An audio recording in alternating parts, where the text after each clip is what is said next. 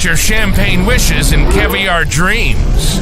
Welcome inside the Hall of Fame. Now, can you dig that?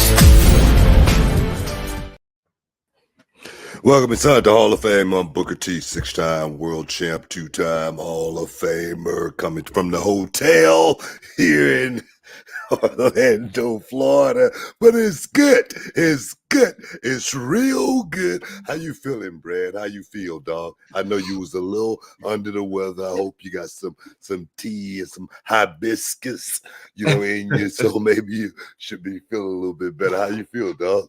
I'm good, Bookie. I'm getting over some sort of respiratory issue that I got, man, and I got it on Thanksgiving.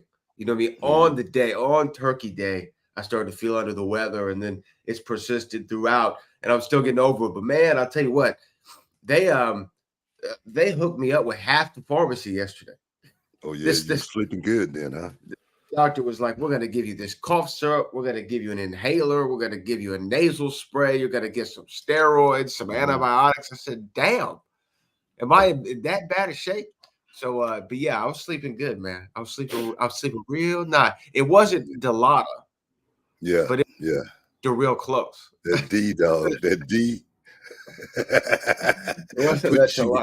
put you right out of you, and you get total amnesia. And when you get that, you don't remember nothing. so no, man, no. It's been a hell of a weekend, though. It's been a hell of a weekend. It's been a very interesting few days, from the Survivor Series through Monday Night Raw, and beyond. And I think that we'd be remiss to say the biggest of all is going down this Saturday, Christmas Chaos, at the Reality Wrestling Arena. Christmas Chaos is emanating from there for the very first time in the new home, and with a shiny LED board, with shiny new floors, polished concrete floors, and you can be a part of the action. If I believe, though, I think tickets are very slim. I think we're maybe almost out of tickets, but we'll be opening another section, guys. We're gonna get you in. We're gonna get you in the house, even if it's standing room only. You will get in the house because we need that. We need them dollars, man.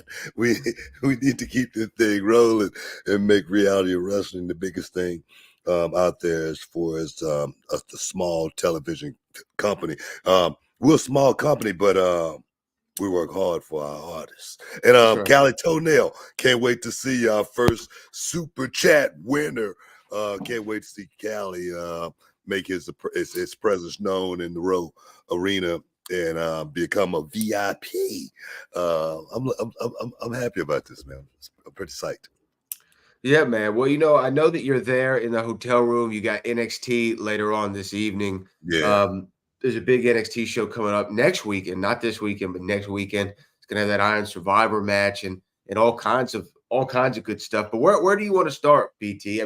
Do we start with? We got to start with the biggest news that broke the internet this weekend. That is the return of one Phil Brooks, one CM Punk made his return to the WWE.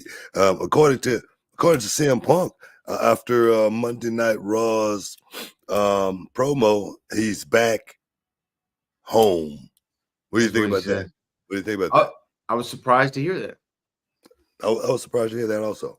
Yeah. I didn't know that he ever had considered it, his home before. And I know people have been waiting to hear, you and I's thoughts, because we've been critical, or at least I have for sure been critical of CM Punk and the way he's conducted himself and the way he's acted since he made his wrestling return. And I remember when he came back to AEW, he said that some amount of years ago he left pro wrestling. When he left Ring of Honor, he left pro wrestling, and then now he's made his return back to pro wrestling as being in AEW. But now I guess he's returned back to sports entertainment. I was surprised to hear him say that because, look, obviously he said a lot of things about the company over the years, has had a lot of bad blood for the company. Some of it understandable, some of it not. So I was surprised not only to see him, but to see him call it home. Yeah. You remember CM Punk made a quote when he was in AEW. He was talking about younger guys may be thinking about going to the other side. And he said the grass is not greener on the other side. The grass is greener where you water it. But in certain places, like in Arizona, you can water that damn grass all day long and it ain't gonna turn green. You understand what I'm saying? You feel me? You know where I'm coming from? And maybe CM Punk, figured that out after a minute being in AEW, working with, certain guys. Say, for instance, when I went to TNA, I wouldn't necessarily say I thought the grass was greener on the other side, but I thought we could get some synthetic and then we could make the Get some AstroTurf. Exactly. And make this thing work. But it did, for me, it did, it never worked out. It never panned out. And in a couple of years, boom, I was out of there. And, maybe CM Punk, like I say, felt that, man, maybe this ship can't be righted. And let me get the hell out of here and try to get back into WWE. So, I get it. I get it 100%. Yeah, man. Okay, so let's take it back, though. Let's take it back a step here. As far as CM Punk, the rumors since he got fired from AEW, there was rumors that, hey, man, is he going to come back? Is he going to come back? Is he going to come back? I was pretty sure that I thought that he wasn't. I was pretty adamant about it, just because I didn't see a need for it. Now, Triple H did an interview or at the post pay-per-view scrum, post-PLE scrum, media scrum. He was asked about it, and he said if there's a demand from the fans, if the fans want to see it, they're going to do what's best for the fans. It did, and from that I hear WWE wasn't necessarily looking for it, but the fans were telling them they want to see it, so they made the move and they made the talks. Is that how you kind of understand it? Yeah, it's business. This has nothing to do with anything other than numbers. I think at the end of the day, you don't hear one. Excuse me. I'll get that. Actually, we got to take a break. Okay, we'll take a break. Stick around. We'll be back in a second. Hey, what's up? This Booker T, and winter is here, and you know what that means? Trying to stay comfortable while you sleep. Well, I've got something exciting for you. That's right, Book. We've recently discovered a game changer for a good night's sleep. It's called Miracle Made, and it has its new product, the silver-infused bed sheets inspired by NASA. Yeah, these sheets are no ordinary sheets, guys. They've got self-cooling properties that keep you at the perfect temperature all night long, thanks to NASA-inspired technology. And here's the kicker. They're self-cleaning too. Infused with silver, these sheets prevent up to 99.7% of bacterial growth, leaving them fresh and clean 3 times longer than regular sheets. So that means no more gross odors. Plus, they're all about comfort and quality. Miracle sheets are luxuriously comfortable without the crazy price tag of other luxury brands. Trust me, Book, they feel as nice, if not nicer, than the sheets used by some 5-star hotel. And just in time for the holidays, guys, these miracle sheets make perfect gift for your loved one. And who doesn't want better sleep and luxurious bed sheets? And guess what, guys? You get 3 free towels with your purchase. But wait, there's more. These sheets are designed with your skin in mind. No more sleeping on bacteria that can clog your pores. You don't want that. Sleep clean with Miracle. Yeah, so here's the deal, listeners. Go to trymiracle.com/Booker to try it today or gift it to someone special this holiday season. And guess what? You will save over 40%. Do it! And don't forget, guys, if you use the promo code at your checkout, you'll get 3 free towels and an extra 20% off. And if that wasn't great, here's the best part. Miracle stands behind their product with a 30-day money-back guarantee. If you're not 100% satisfied, you will get a full refund from Miracle Made. And guys, upgrade with Miracle Made. Go to trymiracle.com/Booker and use the promo code Booker and claim your free 3-piece towel set and save over 40%. Trymiracle.com/Booker. Treat yourself or a loved one this holiday season to a gift of better sleep. Don't wait. Try Miracle Made today. Welcome back inside the Hall of Fame. Let me give you a testimonial on those Miracle Made sheets. I just ordered 3 more sets. I didn't wait for nobody to send me some because I tell you, they talk about 5-star hotels. Those are the best sheets I've ever slept on in my life. I'm serious, dog. I ain't lying. That's the truth. I'm not just giving, just not just some, testimonial to keep some sponsorship or anything like that. I told Charmel to make sure they stay stocked. We don't want to run out of them, for the rest of our lives. Well, hopefully you use the promo code. You got those 3 free towels with them. Well, it's Black Friday. Black Friday. Little Black Friday deal. I like it. We were talking though about CM Punk before we went to the break. Okay, let me ask you this. I want to take this a step back before we really get into everything that it means for him being back. Let's start. You get to the building in Chicago. Is it the Allstate Arena where y'all were on Saturday? Is that where it was? Yeah. You get to the Allstate Arena in Chicago. What was the vibe backstage? Because look, when I was watching the kickoff show, other than feeling very bad for you and Pete and all the guys and girls out there for being in the cold weather, the CM Punk magic was already there, right? Or the energy. Was that something that was being talked about backstage? Like, hey guys, you think this is going to happen, or are y'all just business as normal? Of course, people was talking about, do we think it's going to happen? Is he here? For me, I was, I never really, I didn't put a whole lot of thought into it. If he showed up, he showed up. If he didn't, he didn't. But like you say, the contingency there outside the Allstate Arena, at the kickoff show, man, it was CM Punk. It was all about it. At one point off the air, the fans were chanting CM Punk so loud. I told them to guys, I turned around out of my seat and I said, guys, quiet down for a second, quiet down. And everybody got silent. And I told them, CM Punk is not here tonight. And I just started laughing like crazy. But I didn't know he was going to show up. But I tell you, this is huge. This is huge because this is a huge blow. This is a huge blow that Chicago market has been huge. Of course, for AEW, bringing CM Punk in was a huge, plan to really, boost that thing to the next level. Bottom fell out, still tried to run Chicago. Now it's gonna be so hard for that company to step back in Chicago without someone like CM Punk.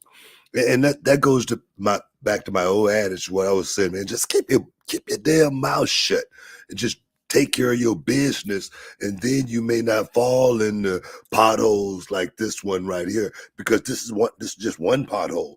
Those potholes are going to keep getting bigger and bigger and bigger. This goes back to when I was in WCW, and we was running for 83 weeks, and then next thing you know, the bottom fell out. Company got sold, and all those guys were looking for a job, because Ted Turner. You think he missed any champagne wishes and steak dinners? Oh no.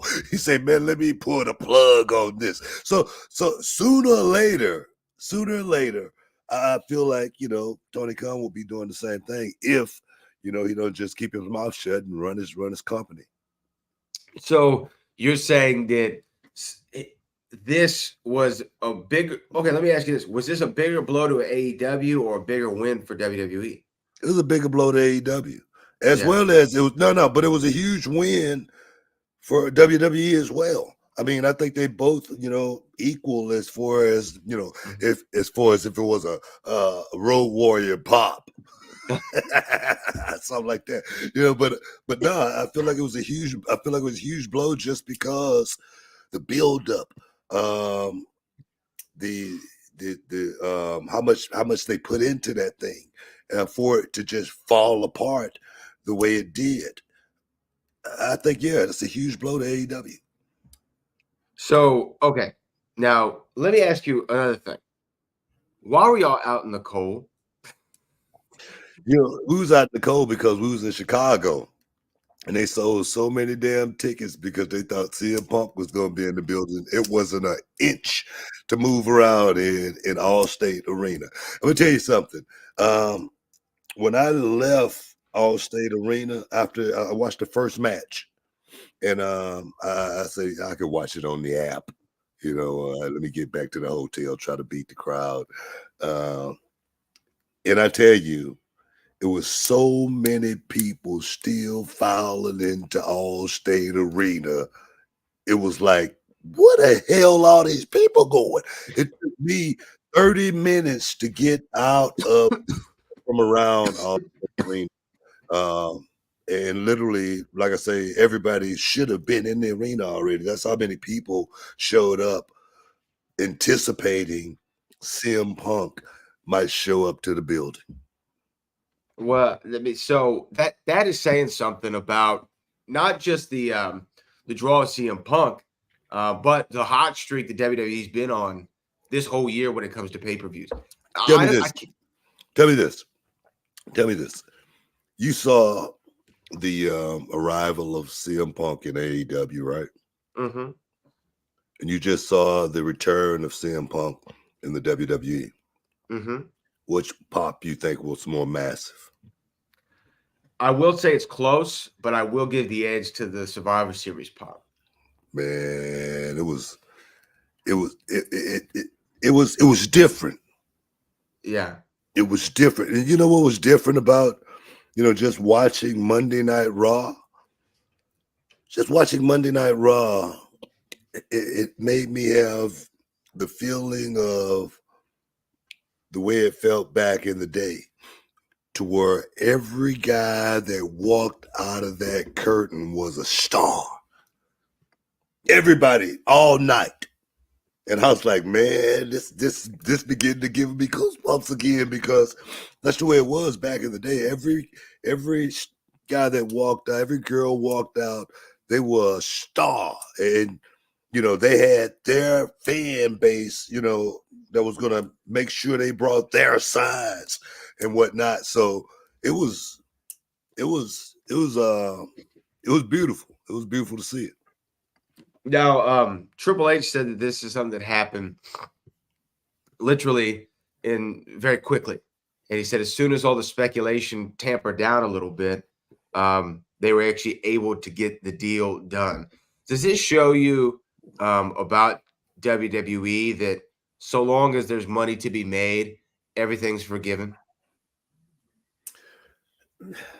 I said it once, I said 1,000 times, man.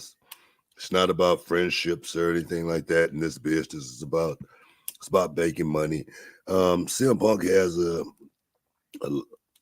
legacy, man. He has a story to tell. I mean, I'm serious. I mean, you got to give a guy props how he created, this straight edge, kid CM Punk, whatnot, and he's parlayed it, man. You got to give him credit for that, and to have been away from this business for 10 years, from the company for 10 years, and his name still, rings, in the arena wherever we go. That says something. That says a whole lot about him. And I know people are going to be saying now, oh, why is Booker T saying good things about CM Punk? No, I'm just telling the truth. That's it. And WWE, to just let him hang out there and not pick him up, that might have been a big mistake. That'd have been a huge mistake. So yeah, it's all business. Yeah, I didn't think that WWE necessarily needed him, just from the standpoint of the roster's on fire. It's probably the deepest roster they've had in a long time. But just because you don't need the extra weapon, just because you don't need the extra home run hitter, if they are out there to sign, now that I'm looking at it, hindsight being 2020, I see why you make that call. My thing was this, and perhaps I'm wrong in my assessment, because, and this was probably also me underestimating the boys in the locker room, which is my fault. Because, I think the boys will do business so long as there's money to be made in WWE. I can't say the same about the other place. But in WWE, it always seems to be the case because there's one person who's controlling everything and kind of letting it all on the line. But I said, why bring in somebody who obviously is a bit of a powder keg? And we saw how everything went with him in AEW. I thought it would upset the apple cart a little too much. I didn't see the point of that. Right? I didn't see the point of like, hey, if this could potentially ruin a good thing that we got going, why do it? Now, it seems like from reports online, which you can only believe so much, most people, it was water under the bridge with CM Punk about things that he said and done and all of this stuff in the past. But I think time will tell on that side of the thing. It was a love fest when he came back in AEW too. You know what I mean? I'm just saying. I really don't think the problems that we saw in AEW with CM Punk, we're going to see him in the WWE right now. And the reason I say that is because CM Punk's a different person now. He's not that same kid that, he was 10 years ago. He's not. This is perhaps CM Punk's last run. Okay. Mm-hmm. And I'm sure he probably want to go out on the right note, just for himself. Like I say, I said, I can't remember when I said it, but, and if you can, I know you remember. I said nobody wants to leave this business with their legacy just out there and it's all just crap, all just mud. No one wants that. And for CM Punk to have a chance to come back to WWE and right that ship, rewrite the ending with WWE, I'm sure that's the way one would want to go out this business. And I say that because so many guys say, man, the Hall of Fame don't mean nothing. Man, that don't mean nothing to me. Man, hey, I don't give a damn about no Hall of Fame. So many people, they'll say that until they get the phone call. And then they go, yeah, I would love to do that because you're going to have that one chance to thank the fans for that ride. And all those guys that helped you get there, all those mentors, all those teachers that helped you get there along the way. If you don't get a chance to do that in front of, for me, Madison Square Garden, sold out. Oh, man, get goosebumps just thinking about it. No, that's something I think every wrestler at the end of the day, we got to take a break. Every wrestler at the end of the day will love to have that moment. But and I think CM Punk has a chance to do that. Stick around, guys. You're in the Hall of Fame. We'll be back in a minute. Can you dig it, sucker? And this episode is sponsored by Blue Chew. Guys, let's talk about it. Let's talk about sex. Hey, you remember when you was always ready to go? I'm talking about strapping the rocket on it, man. Going straight to the moon. I'm talking about getting it done. If you want that extra confidence, I got something for you. Listen up. BlueChew.com. Blue Chew is a unique online service that delivers the same active ingredients as Viagra, Cialis, Levitra, but in a chewable tablet at the fraction of the cost. But the great thing, Book, is you can take it any time, day or night, so you can plan ahead or be ready whenever an opportunity arises. The process is simple. You sign up at BlueChew.com, consult with one of their licensed medical providers, and once you're approved, you'll receive your prescription within days. The best part, guys, it's all done online on the internet. So there's no doctor's visit, no awkward conversations, no waiting in line at a pharmacy or any of that.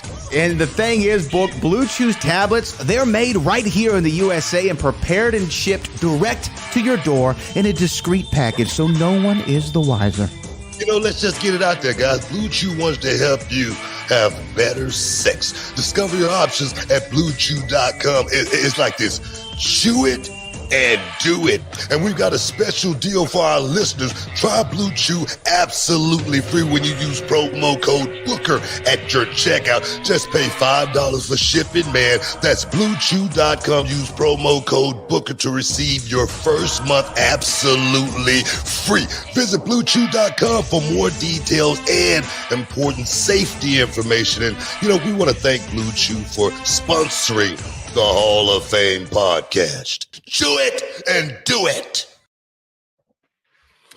Welcome back inside the Hall of Fame, man. We're talking about that boy, CM Punk. He's back. He's back home in the WWE. I want to know what all the comments are out there right now as far as, you know, CM Punk being back in WWE. I mean, all the, with so much hate going back and forth when CM Punk was, on the other side and whatnot. I'm hoping that hate is going to go away with me and the CM Punk fans out there, because so many people for so long felt like I had a problem with CM Punk. I think CM Punk threw a jab out at me last night on Monday Night Raw. You did. Did you hear that? You heard that? Well, right? no, what did he say? He said, he ain't worried about nobody, not commentators, anybody. And I'm like, what did Punk just mention me? Did Punk just mention me? Well, he was very selective in his words last night. I will say it was an interesting promo. For his first time. Was it the best pro? Look here. I'm gonna give it a rating Headlines, just like I did. Headlines. No, man. Just like when he came to AEW, he gave the promo. He did the promo. And I said it wasn't the best promo I ever saw. It could have had a lot more substance to it, this, that, whatnot, and the other. And a lot of people gave me backlash because I said that, because I didn't say it was the greatest promo in the world. It was a pipe bomb. No, it wasn't. It wasn't. And this promo on Monday night, it was a heartfelt promo. Okay, that's what I think. I think at points and times, CM Punk got caught in the moment a little bit. He almost got choked up just a little bit. You know what I mean? Just because I know this. When you leave the company, and then you come back, you wonder how the fans are going to treat you, right? You wonder if they're going to boo you out the building or not. You just don't know. And for CM Punk, the way he left, like you say, very, very polarizing. And then to come back, even though in Chicago, he might have had that feeling, wondering, man, how is it going to really be? Well, actually, we're not in Chicago. Well, we last night was in Nashville. Exactly my point. For CM Punk to come out not really having that comfort zone, being in Chicago, wondering, man, what are these fans? How are they going to react? And then they give him the ultimate pop and the ultimate respect. Man, that does something to you. I know when I came back in 2011, I say this all the time, when I came back to the Rumble and I walked out the curtain and the fans, bam, they popped for me. I say I thought The Rock was standing behind me.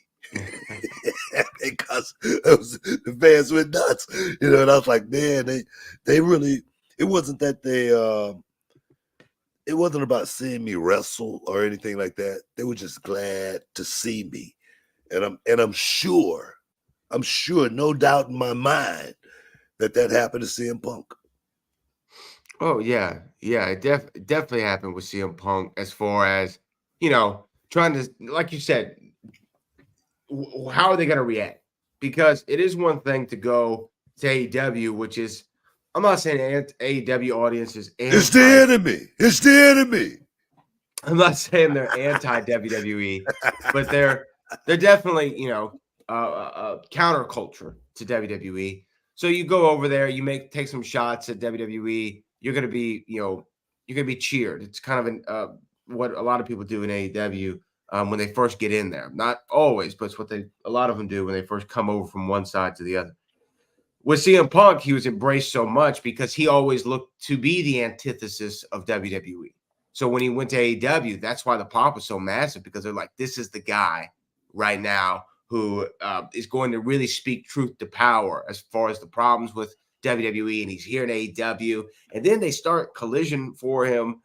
That goes all sideways after All In, and he comes back. So I'm sure before he walked through the crowd, through the curtain, even being in Chicago at the WWE show, what's the pop going to be like? Because also you have to think about this, how tired the audience must have been by that time, in all honesty, because you had two really awesome War Games matches. You had a return of Randy Orton. You had a Money in the Bank potential cash in. I mean, that was just right before Punk comes out. Yeah. Punk comes out, and it was a monstrous reaction. WWE said it's the most social moment in WWE history. More tweets and retweets and views and reels and headlines all within our period. It's huge. It's huge. I mean, can't even try to span it or anything like that. It's huge. And like I said, I know people are gonna be saying, why is Booker saying good stuff about CM Punk? And the thing is, I don't think I've really said anything really bad about CM Punk. It's always been constructive criticisms. And as far as CM Punk star power, I don't think you're gonna ever hear me quote on any platform that CM Punk wasn't a big star. CM Punk didn't bring something to the table. He didn't contribute to this business. No, you're never gonna hear that. And for CM Punk now to be back home, one thing I think about is the angles are going to be a whole lot more real and a whole lot more personal. I could see him and Seth Rollins, doing something and that do big numbers. I could see him. Did you see the Seth Rollins video after War Games? Yeah, that's what I'm saying. I could see that doing, big dollars. I could see him and Roman doing big dollars. Him and Cody doing. It's so many moves now that could be made from a realistic perspective. And it ain't gonna be about somebody pulling their own strings and creating their own angles, like everything is. And it's a reason why didn't I say having all these VPs when that company first started? I said, man, that's not gonna work. When the boys are calling the shots, making all the rules, it's like the prisoners running the insane asylum. You can't let that happen. The guards running around scared, locking themselves up because they don't want to be that's of course CM Punk's I'm not saying this to disparage anybody or anything, but CM Punk's in a much better place as far as creating some really, really good moments and some really, really good angles towards the end of his career. That's just me. That's just me personally. I could be wrong. Well, I mean, we'll see what happens. I mean, here's the thing. I'm not really changing much of my energy about. I saw how, from at least the outside perspective looking in, how certain things were conducted in AEW with CM Punk. I think time will tell if but no. Wait a minute. Wait 1 second. Not just how things were conducted when CM Punk was in AEW. How they conducting things now. If somebody's just drinking some blood on there, come on. Do you think? I mean, how long do I want to be a part of something like this? Even if I'm not saying anything publicly, I'm like, man, when I see somebody, I'm not gonna even say names. Somebody's riding on a 10-speed bicycle to bonk somebody with a foreign object, and then get whacked. That stretches the credulity.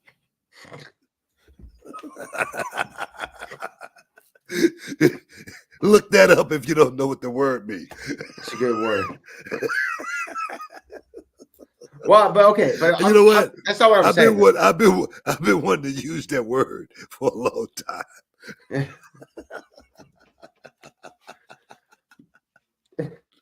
Well, okay, yes, I understand what you're saying, and I agree with that sentiment as well. But and the credulity and all things. But I'm still saying I want to see, if this, and he didn't have to prove anything to me, and I'm not saying he does, but I just want to see, hey, is this CM Punk, going to go with the flow, the way that things are run now in WWE? Because WWE, you cannot doubt, has had an incredible run this year. They've had maybe one of the best years in this company in the past 20, as far as pay-per-views, development of talent, ratings, victories, successes, and dates, record merch, and money. And CM Punk's smart to want to be a part of that. Well, of course, yes, yeah. I agree. And the thing is, just don't invite it. Look here. Can CM Punk rock the boat? Of course he can. Every big star always seem to rock the boat in some way, shape, or fashion. It's just the way it is. Guys that make it to a certain level, they always seem to, shake a few, few feathers and rub people the wrong way a little bit. That's just part of it. We've heard every big star. Other than perhaps The Rock. You're going to hear stories about Hogan, the Savage, Warriors. All those guys had their quirks, and they all made big money. And CM Punk falls under that banner. Well, I mean, that's great. Look, here's my thing. This is what I'll say. Just don't invite him to the post pay-per-view press conference. Just let him sit in the back. I don't need to hear about any more accounting of people's moms or anything like that. Just he can have his baked goods in the back. That's all I'm saying. That's all I'm saying. I get it. And personal issues sometimes becomes very personal. Mm-hmm. If you know what I'm saying. Mm-hmm. I don't know the friendship, of he and one, is Cabana. I don't know. But when you friends like that, sometimes those personal issues becomes real personal. I ain't protecting nobody. You know what I mean. I feel you. And here's the thing. Look, as Triple H said, it's a clean slate. He said he's a different person. He says Punk's a different person. He says it's a different company. And we'll see where it goes from here. Oh, he cause some trouble, get his ass whooped. Hey, we gotta take a break. Stick around in the Hall of Fame. We'll be back in a minute. Can you dig it, sucker? All right, everyone, it's Booker T and Brad Gilmore here, and we've got something exciting for all you sports, comedy, music, and theater fans out there. We're talking about Game Time, the fastest, easiest way to get your hands on tickets to your favorite events. That's right, Book. We love all those spontaneous, unforgettable moments, and Game Time is here to make them happen. Whether it's a last-minute decision to see a game or a sudden urge to catch a live show, Game Time has got you covered, giving fans access to tickets even at the last minute in over 60 cities across the United States and Canada. Hey guys, this ain't about getting in. This is about getting the best seats in the house. With Game Time, you can see images of your seat before you buy it. So no surprises there, guys. You can score tickets swiftly. Skip the line, guys. Just dive straight into the moment. Absolutely. And listen to this. Game Time guarantees the best prices. Find tickets in the same section in row for less elsewhere. Game Time will give you a credit of 110% of the difference. So there's no reason to wait, bro. So whether it's the thrill of the game, the laughter of the comedy, the rhythm of the music, or the drama of the theater, guys, don't let the opportunity skip by. Choose Game Time. Grab your tickets and just enjoy the moment. Live should be spontaneous books, so guys, don't miss out. Check out Game Time now on their app or at gametime.co. That's gametime.co. Take the guesswork out of buying tickets with Game Time. Just download the Game Time app, create an account, and use the code Booker for $20 off your first purchase. Terms apply. Lowest price. Guarantee. Oh, yes. Boom. Welcome back inside the hall, y'all. We're just talking a little sports entertainment. CM Punk's back. It's back in the WWE. But before we get moving, just want to let everybody know we got a big show going down, Reality of Wrestling, December 2nd, Christmas Chaos. Man, this is our baby. We've been doing this since the inception, pretty much, of Reality of Wrestling, and I'm pretty excited. Pretty excited about the matches. Jacob Fatu is going to be back in the house, taking on One Edge Stone. Going to be having 5-carat diamonds match for the interim Reality of Wrestling's women's championship as well, and as well as Eli Knight is going to be taking on Danny Limelight, the light versus the night. Oh, yes, man. Can't wait, man. December 2nd, right there. 9300 Emmett F. Lowry Expressway. If you're anywhere in the surrounding areas, come on down. Have some fun. Christmas Chaos tickets are still available, but I must say they are very, very slim. So do it. Do it now. I do it for you. I do it for you, Buck. Well, we were talking about Survivor Series. We talked about one big comeback. And I guess before we get off CM Punk, let me just ask you this. What'd you think of that fan video, the footage of Seth after the show? When you see something like that, I mean, because when I saw it, I go, oh, this man's going to try to make some money here. That's what I saw. But I mean, some people think it's real. Some people think it's not. We know Seth said things about Punk before. I mean, what do you think when you see that? Do you think he's trying to set some?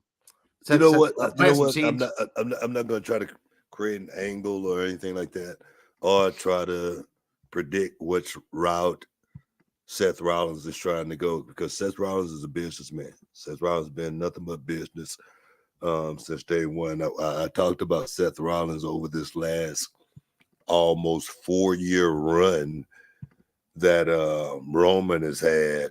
He could have been a guy that could have complained. He could have been a guy that said, man, let me get the hell up out of here, man. I ain't got time for this because I ain't getting no shot. Yeah. But Seth Rollins, he knows the big picture. He's smart. I give him a lot of credit for that. As far as trying to keep this game real, I think we're in a place here in the WWE where all of our angles could be somewhat close to real as they possibly can be.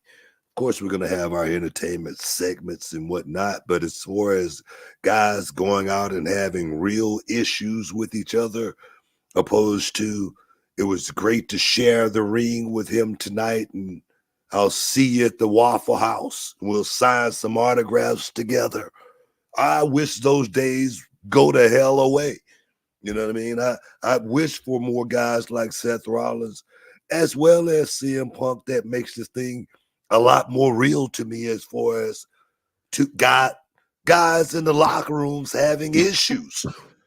And the reason I say that, because I don't have a lot of friends in the business, because the guys in the locker room were guys that I was competing with to be at the top of the card, bottom line. So I was going to go out and outperform you. It's a reason why Chris Jericho and we're really, really good friends now.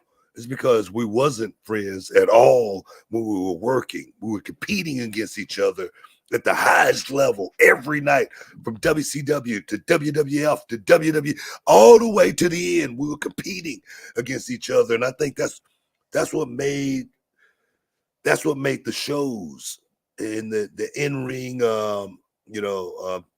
work means so much more to those fans. I think that come up to us and embrace us still to this day. So, nah, man, I'm not gonna go where the promo, if you want to call it a promo, but Seth Rollins is doing exactly what I need him to do in this situation. Yeah, no, Seth's the man. I think I saw what might have been going on here. But look, we talked about one return. Let's talk about a couple others that happened at Survivor Series. Mainly Randy Orton. Randy came back and booked. This is double back fusion surgery, I believe he's coming off of. And he looked physically maybe the best I've ever seen him look. I mean, he was yoked, he was jacked, he was shredded. He was, oh yeah, man. He was all the things and in between. He looked great. What did you think about the Viper coming back? And did you get a chance to chat up with Randy at all at the show? Nah, man, I didn't get a chance to chat it up with anybody because I was getting ready to face that Hulk at Blizzard. I was thinking about that 30-degree weather out there, but so I stayed in one pretty much location the whole time. I was in the TV locker room until I had to go out and do my work. But I normally don't, see too many guys before the show at the pay-per-views or anything like that. But I saw Randy about, I don't know, month ago, and at the PC here in Orlando, and he was just training, getting himself prepared to get back out there. And I didn't say anything about it, but man, he looked great. He looked great even then. I was like, wow, man, he looked like he put on about maybe a good 10 pounds of muscle. And of course, with having that back issue, he's going to have to, try to protect it, as much as he possibly can. So it was good to see him back. And of course, people say, oh man, he looks great. He looks better than he ever have. Yeah. It's just the way the old 69 Chevy looks. It's still shining. It's still it'll roar. You hit it. You don't want to hit it too hard. You know what I mean? You don't want to hit it too hard. I think that's what Randy is. Yeah, I like that analogy. As far as it never looked bad. But when you put a coat of wax on it, all of a sudden it's that that blue's really popping. You sparkle into the light. Exactly. Yeah. Now I was going to ask, would you had a few serious injuries in your career. You were fortunate that way, but you did have your knee problems in WCW at one point. Did you change your style when you came back to work? Because Randy, when I think about the back, I'm thinking, man, he's got to hit an RKO, and he's landed right on his back every single time. And he hit 3 or 4 of them that time. So I didn't see too many changes in the way he was working. But is that it has to be a consideration, I guess, is my question. Yeah, I think you change. Of course, it's conscious, but I think it's subconscious at the same time. You don't even really know you're doing it. You're just doing it. You got to figure out how to do it. And, you got to cross that bridge when you actually get there. It's one of those type of deals. I always know I couldn't jump as high as I could after the surgeries. I couldn't do certain things like, I could before. So I definitely changed things up. But I just thought smart more than anything. And I think with Randy Orton and his style, he's not going to have to change up a whole lot. I wouldn't even think that the RKO is the reason why he had to have back surgery. That probably happened, that probably happened picking someone up, giving someone a body slam. I mean, serious. That's why I always said I would never pick up guys that was over 200 pounds. You're never gonna see me body slam anybody that was over 200 pounds because I just felt like picking guys up over and over and over a period of time would hurt me. So I really don't think it's back injuries from the RKO. Oh, I don't know if it was or not. I'm just saying, like, when you land on your back doing the RKO every time, I just wonder if that's something that you think about. If it was his neck, I would be more concerned. Okay, I hear that. It's just certain guys too with their finishers. I mean, we saw 2 that come to my mind One of them was Hogan. Hogan had to get all those back surgeries, he said, from dropping the leg and having all that weight compressed down on his spine every single night. And then we saw Nikki Bella. I think she had neck fusion surgery. Nikki Garcia now, from doing the rack attack where the person would land on her shoulders every night. Yeah, I tell people all the time, the joint doesn't rejuvenate.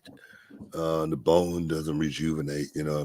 Once that goes, it's pretty much gone. That's why so many of these guys have knee replacements, hip replacements. Even for me, Spinaroonie, I didn't realize how much I had to use my left elbow to actually pull that move off over the years, and then had to go have elbow surgery one day just from pointing.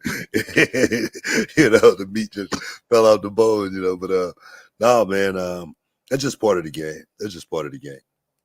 It's just, I know something you have to do, but Randy did look good. And the War Games matches, by the way, I thought were phenomenal. I thought that the War Games match, which is a tough concept sometimes to pull off, I thought they did real good. I thought the women did especially well. I don't know if I know you were frozen outside. I don't know if you got a chance to actually watch any of the shows. No, me and Peter Rosenberg, we went straight to the bar, and we had his computer, and we actually sit there and watched the show all the way to the end till CM Punk came out. We were actually watching the credits go up, and I remember Peter Rosenberg said, "He's not coming, man. Credits are going up." And then boom, they hit the music and whatnot. So they played it all the way out. Yeah, I got a chance to watch most of it. What'd you think of that women's War Games match? I thought it was awesome. That one, we didn't have a computer up. Oh, okay. Yeah, at that time. Yeah. Well, it was really good. I mean, to no one's surprised. I mean, I thought the whole night had really good matches on. It's just WWE has been on this hot streak all year with their pay-per-view. They haven't had one bad pay-per-view. I'm gonna tell you, I really believe, just like I said about Monday night, as far as just about everybody that came out the curtain felt special. I think that's what the business needs more than anything. I talked about those signs and those fans having those signs cheering for their favorite. Man, I think that's what we need. I really think that's what this business needs, to actually have, that attitude era feel to it. And the only way that's going to happen is we just can't focus on one guy being the star anymore. It just can't be like that. And I know that's been perhaps the blueprint for quite some years, but I know the blueprint before that worked just as well. When everybody was selling T-shirts, everybody was selling merch, everybody was a star. And I think that's the feel that we have right now. We got to take a break. Stick around. You're in the Hall of Fame. We'll be back in a minute. Can you dig it, sucker? Hey, Book, our next sponsor of the Hall of Fame podcast is AG1, the daily foundational nutritional supplement that supports whole body health. I drink it literally every day, and I know you're drinking it too. Yeah, man. I received the box in the mail, and I said, "What is this?" And it said AG1. And let me give you a little testimony.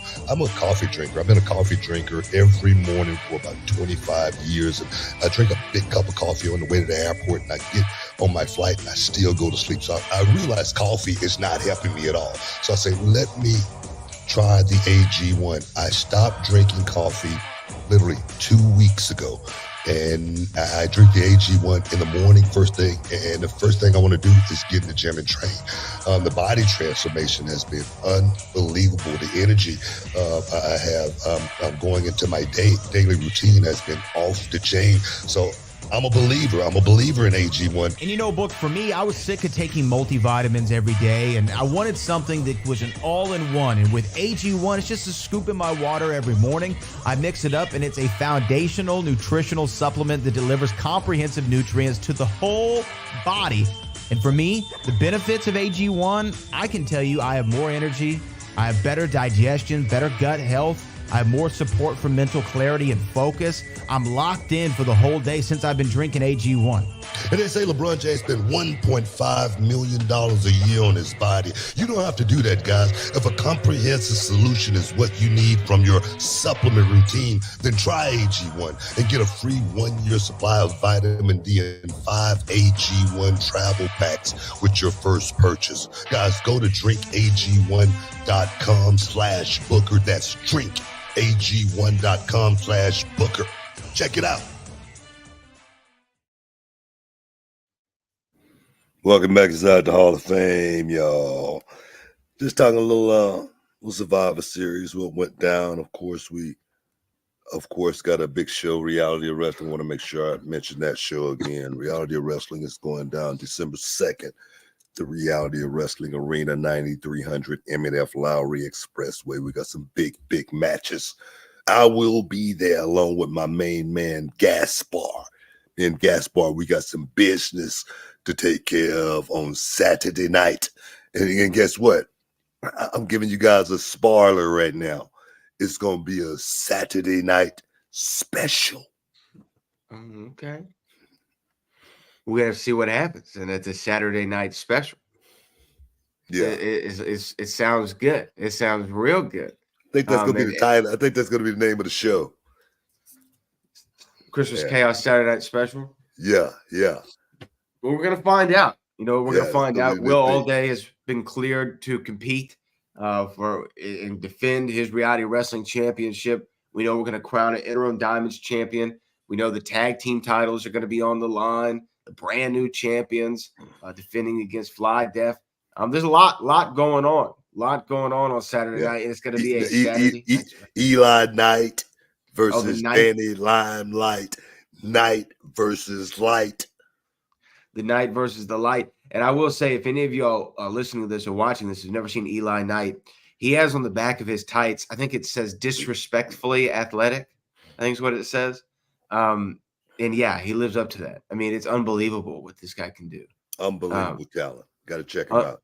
Unbelievable talent. So yeah, and he's a former tag team champion himself at Reality of Wrestling. We have a couple super chats booked. Do you want to get to them now? Let's do it. Do it now. All right, this is going to be our first one of the day, and it comes from John JID 999. CM Punk not mentioning AEW in his return is how it should be. I'd not mention a company either where the CEO thinks drinking blood is good for wrestling or is good wrestling. Excuse me. That's what I said. That's what I said when CM Punk first came to AEW. I said the same thing. I was like, man, the WWE thing just, didn't get me. I just thought, could have won a whole lot different, but here and there. But this promo that he cut there again, for me, it felt like a heartfelt promo. It seemed like he was speaking from the heart. It seemed like he had some notes written. But sometimes you just say, man, forget the script and you just go with the heart. But so for me, whether the greatest promo as far as I'm finna whoop everybody's ass in the locker room promo, which that's what I'm looking for a lot of times. It wasn't it was not that. Yeah. Yeah, it was kind of just a I'm back promo, and that was it. It didn't set up anything. Now he did say at the end, this is what got a lot of the attention. I'm not here to make friends. I'm here to make money. Yeah. You know what? Facts. Look here. If these damn wrestlers today thinking about just going out there doing stupid stuff, jumping off something, and not thinking about making money, it's not about making friends. It's about making money, because most of us stay in different states. All right, different cities, some even different countries. Hey man, we all got families. Guys that's looking to go out and have buddies and make friends, they looking for somebody to drink with. They looking for somebody to do mischief with. You know what I mean? If you ain't got somebody that you just going to the gym with, hanging out, drinking protein shakes, you don't need them. honestly, because this ain't the type of business where you need to make a lot of friends. Facts. Right. Right. Bottom line. Yeah. That's the way it goes, yo. And look here, that's just, if anybody, you can talk to any of the guys that made it to the next level. Trust me, they'll tell you the same exact thing. So that would seem to be the only thing that he said that might have been setting something up later. I don't know. We'll have to find out. This comes from Cali Toenail.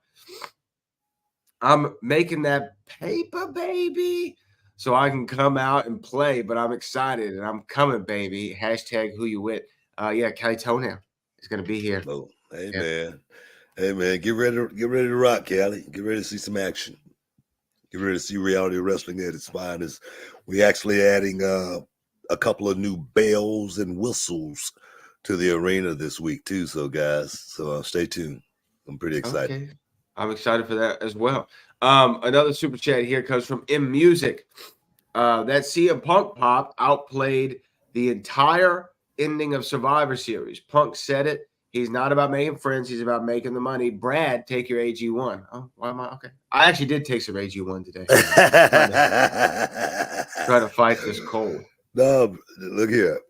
I ain't mad at nobody, getting paper in this business. Everybody that listens to the show, you guys, if you're really listening, you'll hear me say it like, many, many times over and over, that what this business is about at the end of the day. It's about making money.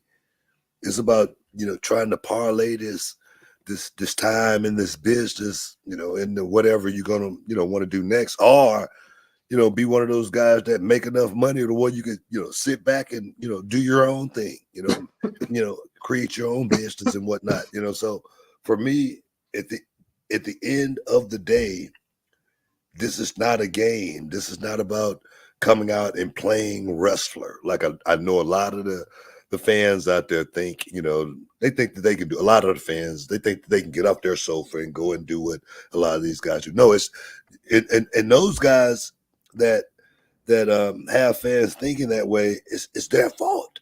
It's really their fault. For me, this is a business. And I'm going to put my hard hat on, my boots, and I'm coming to work every week, and then I'm clocking out. And I'm going home, and I ain't going home talking about it like it was a game, because I got kids to feed. You know what I mean? I got a wife to make sure I take care of. That's why we got Blue Chew. All right? So make sure you take care of your business. We have another one here from Vaughn. It just says, "Hey, Book, I'm invited to NXT every week finally." So good for Vaughn. You're always invited to NXT. Everybody's invited to NXT. Come on down and have some fun in the PC down there, man. It's an awesome facility. And we have some of the best stars, up-and-coming superstars in NXT. See them before they make their big run. Yeah, it was cool because they put a lot of little commercial packages for NXT during Raw last night. I saw that you were the voice of one of them. You shot some stuff down there. I'm assuming they're trying to make you are they making you the face? Are you sure? I am the face of NXT. I'm the face, not the voice. The face. You're the face. Vic's the voice. You're the Vic's face. the voice. Yeah. Now, I want to ask you this. If they ever came to you and said, "Hey, Book, we love you on commentary, but we'd like for you to be like the general manager of NXT," would you want to do that? It's not something I would want to do, but I probably would. I probably would do it, just because I'm a team player. It's just another job more than anything. I've always looked at myself like a utility guy, but I like doing the commentary. But if they want to shift me to do the GM thing, I would do it. Yeah, I think I could play that role. Now, and the thing is, it's just another role. Just another role. So So somebody asked me the other day. I was being interviewed, and they asked, what makes reality wrestling, so different, and I was going into some of the stuff, and then I said, well, when you think about who you're getting trained by, you're getting trained by Booker T, and you could say in your WCW career, one of the best technical wrestlers ever, right? But what I said, look, you got a guy who, and this, I actually truly mean this, and I think this is what separates reality wrestling, is you have somebody, we learn from you, right? And you were a good technical wrestler. You were a good wrestler for entertainment. You were a good babyface. You were a good heel. You worked in the main event as a world champion. You worked on the opening. You were in the mid card at times. You were in a tag team. You were in a singles. You then went from doing that to being a general manager on SmackDown. And then you went from doing that to, oh yeah, he's a commentator on Raw. He's a commentator on NXT. There hasn't been anything, literally any job that you could have in the WWE that you haven't done or in pro wrestling and done at a high level and been a champion at or elevated. So that's always my pitch to people about reality wrestling. I was like, you're learning from somebody who's, when they say you've done everything in the business, like literally done everything that you can do. You give me the script, and I think that's what it's all about with this business. You give me the script and you run with it. You try to make the script as, good, as, memorable, as laughable if need be, as you possibly can. Everything is, for me, has always been, a bonus because I'm living my best life. I tell people, before I was 25, I used to have to work for a living. I don't really feel like I've worked since I was 25 years old. I'm serious, because this business has been something that I have done for free. I've loved doing it since day one. It's been a passion of mine, and now it's my trade, and I have my own, wrestling company, my own wrestling promotion, my own television show, and a kid coming from South Park, Texas, never in a million years one would have thunk it. Never in a million one would have thunk it, man. Would have thunk it. It really adds to your credulity, Yeah, right. Now, and this will sound like I'm setting you up to say something negative about AEW, and I promise that I'm not. What do you think when you see stuff like the drinking of the blood? Because that was a pretty big topic online. I'm a guy who, I don't like any blood in pro wrestling, unless it's occurs naturally by accident. Like last night when Drew headbutted the title, he started bleeding a little bit. Oh yeah, that was real too. That was when he did it. I said, "Oof, that really hurt." But what do you think about stuff like that? Have we evolved past the use of blood in pro wrestling? And if we haven't passed the use of blood, have we surpassed the gross factor of drinking somebody's blood in a match? Look, man, I ain't never seen nothing like that before. I mean, I know Abdullah the Butcher, I've seen, the gore, of these death matches and whatnot.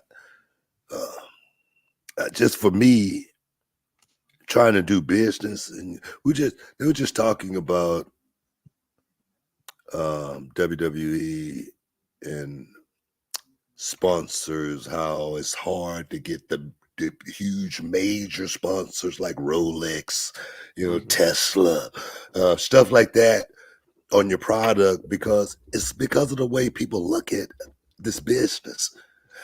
I remember going to a high school way back in the day.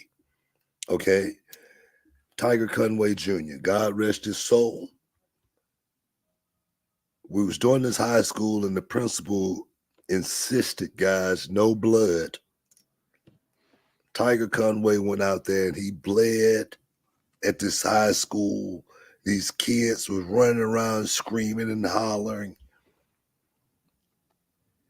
And after that, we were never able to go into any more high schools ever and promote professional wrestling. I tried to do a wrestling show at my old junior high school, and it was the hardest thing I possibly could ever be trying to. It was like, it was like, nuclear, like, your secrets, no, don't talk to them. You know what I mean? I'm serious. Finally, I got in and we did the show, and it was a good show, but just that look is dead. It's gone. It's old. It's outdated. All right. You don't change with the times. The time's going to pass you by.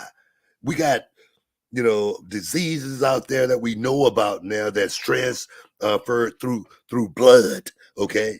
Oh, and God forbid a drop get on a kid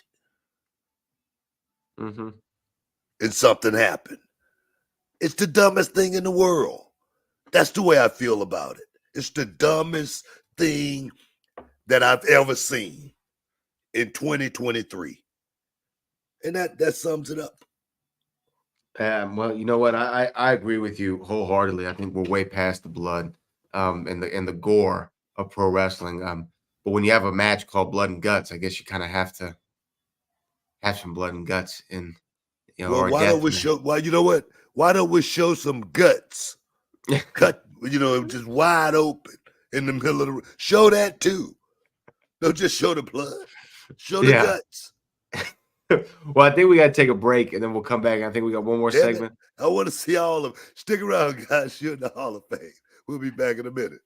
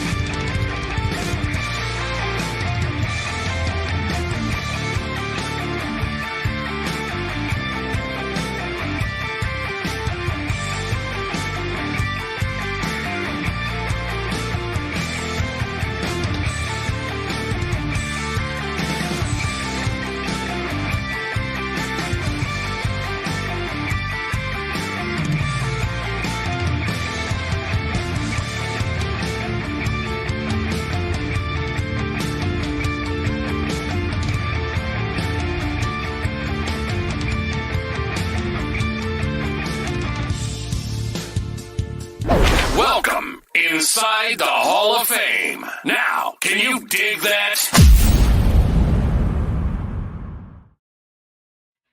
Oh, yeah, man. Welcome back inside the Hall of Fame. We're talking about blood and guts. All that. Everything. Everything. No, man, I'm not off into the blood matches. I think that's something that's a relic, something that's of the past. And I just think we, I don't know. I know some people out there like that stuff, though. A lot of people like horror movies, stuff like that. So, it's a market for it, I guess. There's a market for it. But not. I'm not the market. And as you said earlier, Rolex isn't the market. Yeah, Tesla isn't the market. Yeah, exactly. I actually think that and this is also my issue with like the Dark Side of the Ring stuff is wrestling has worked so hard, I think, in the last 30 years to be a mainstream entity, right? Instead form of entertainment. Yeah, instead of being looked at like a carnival act, like where it came from, right? And I feel like WWE has done a phenomenal job in creating corporate sponsors and corporate events and philanthropy and letting people look at WWE and wrestling in a different prism than they had previously. And when you have shows where people are drinking blood, where you have shows that show like Dark Side of the Ring that show the debauchery and the wild side and the negative aspects of pro wrestling, it really gets me down, man. I don't really enjoy that too much because I look at it and I go, y'all are taking us back for no reason, other than like the thing is, I never hear anybody like before AEW. I never heard anybody. Maybe they were out there, but I never heard anybody go, "Oh man, I wish that WWE would let guys bleed again." I never heard that. Well, Yeah. I just think you got to be conscious of things more so than anything. Just say, for instance, I listen to the radio and you hear a rap song and certain words they bleep out. because they know you got kids at home. They know you got kids, but they still got to play the song. They still got to try to make this thing as edgy as we possibly can. And I was watching WWE last night, and it came to a point in the show, and there was a holy, holy, holy. They would blink that. They would bleep that out just because they do have a market. They are trying to get bigger sponsors. They do want this thing to be looked at from in at least a respectful way. If I do got kids at home that's watching it, I can say, well, they are being somewhat conscious of what they're trying to put out there. But when you're not, you're just being rogue and just doing some of the craziest stuff in the world, and you expect for me to let my kids watch it. It's a problem there. So if you're not conscious of that, that's on you. That's on you as a businessman, and the EVPs and all of them, every one of them. That's on them. And that's where something needs to happen. Well, we have a couple more super chats here before we get out of here. Jay, this is from Elijah Vin. Hey Booker, I wanted to know why do people think Seth Rollins was faking with the CM Punk thing when he cursed at him? We talked about this a little bit earlier in the show. I don't know why people were thinking that, and the thing is, if it got you thinking, that's the motive. That's what we're trying to do. We're trying to get fans to feel a certain way about this thing. We know the friction between CM Punk and Seth Rollins, just from an outside perspective, looking at it. And if we can lean into it, let's lean into it. You know what? If Seth Rollins and CM Punk could have a real fight in the hallway, that'd even be better. It would definitely build up the anticipation, huh? Heck yeah. But let me ask you this too. Like, actually, never mind. I'm not gonna ask that because we kind of talked about it earlier, and I don't want to give away too much. Alex Cosentino says, I've always wondered why you stopped raising the roof. That was over like crazy back in the day. What made you stop and never bring it back? That's actually a great question. It was over for its time. Raising the roof back then was something, we did in the clubs, back then. And I always say, if you don't know how to change with the time will pass you by. I just didn't think I could, keep that and ride with that through the end of my career or anything like that. But it was good. It was good when I did it, man. Raising the roof was it was a monster, dog. And I used to be a drum major too, and I think that's why I really started raising the roof, because it was always my my signature, my signal, signature to get the fans boom up. It's time to go, baby. How do you know when to run with something and when to let it die? Like, for instance, main event Jey Uso right now is real over with the yeet stuff, and when he does this, I mean, you see the whole crowd do it. This is almost a version of raising the roof in some ways. You see the whole crowd do it. How do you know when? Okay, this is going to come to its logical end. You never know. You just play it out and let it ride until it fizzles out. You just run with it. I never really, I don't think I consciously thought about stopping doing it. I think it just happened. I just think it evolved, I think I became a different person. Now when you, look at where we are going now with WWE, you have all these returns recently. You had Kairi Sane come back. You had Carlito come back. You have CM Punk come back. Randy's come back. You signed Jade Cargill. You signed Lexis King. You had Cody Rhodes come back. Do you think this is paving the path forward to have MJF come to WWE in 2024? Is it going to happen? Do you think it's going to? He said, now he's probably working here, but he said, whoever offers me the most money is where I'm going. Now, we know that money's a factor, but it's not the only factor. Do you think we see him in 2024? You know what, man? I don't want to speculate because people might say, it's almost like jury tampering. I'm part of the company. But I tell you what, if something like that was to happen, it would be huge. It would be huge. It would definitely have that same feeling that was going on back in the late 90s, early 2000s, to where, man, something don't feel right, man. And then something, if that happened, oh man, floodgates could open. But I don't know. Would I love to see MJF?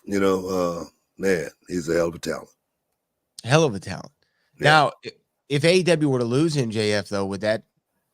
I mean, what would that do? I mean, that would kind of. I mean, a lot of their store power, at least, because he's the main guy right now. I really can't say what would happen, but this just goes back to what I said before. When you got a product, you got a pretty decent product, you got a lot of talent. I think that's where you need to focus. I think that's really where you need to really think towards, creating some as much good content as you possibly can, and quit thinking about the other guys. Something might happen for you, but long as you're trying to compete against the machine. I remember when I first started in the business, and the WWA, the Western Wrestling Alliance, Ivan Putski promotion. I remember one time he goes, I swear to God, he goes, I'm going to put Vince McMahon out of business. 6 months later, we was out of business. I'm serious. I'm dead serious. I'm like, why would you be thinking like that? Why would you be thinking like that? And I don't know. Maybe that was a downfall. Thinking about somebody else. Perhaps it was. Alex, reality wrestling, we don't think about nobody. December 2nd is going down. Christmas Chaos. Only thing we're going to be thinking about is the heat. My main man, Gaspar. We're going to be going out. We're going to be taking care of business. It's all about checks and championships, man. So, yeah. I just wanted to throw that out there. This is last super chat of the day. It looks like we're going to get this from Alex Costantino again. How close were we to getting FTR versus Harlem Heat, and could it still happen, or Booker versus Dax at a Rose show? The Harlem Heat thing, we were never really close. That was never close to happening. It was just something I think we were just floating around, just, one tag team from the past to one of the tag teams of today. As far as me and Dax, I will whoop his ass at Reality of Wrestling all day. I know he's going to get this message. I know he's going to get it. I will whoop him from pillar to post. If he wants to show up at Reality, just show up. Just show up at Reality Wrestling. Make sure you let me know so I can advertise it. You know what I mean? So we can get a few extra people in the house. Well, you know what? We'll have to see if that ever comes to pass. But I do think that was that's everything we had here, Book. That's everything we got today. As far as CM Punk is back home, in his own words, Randy Orton has returned, Survivor Series in the books. We march on towards the Royal Rumble. And NXT next Saturday as a premium live event. And you know what? I might get an invitation this year. I might get another invitation to the Rumble. Go back to back. Right now, I'm in shape and I've been training, so I want a rematch. I want a rematch with Gunther. There you go. Yeah. We got to get up out of here, though. We're going to thank everybody for stepping inside the Hall of Fame, getting your champagne wishes, caviar dreams, man. Bradley, as always, man. Appreciate you for sucking it up, getting this thing done. But like I say, next time, guys, we love you. Peace. We out.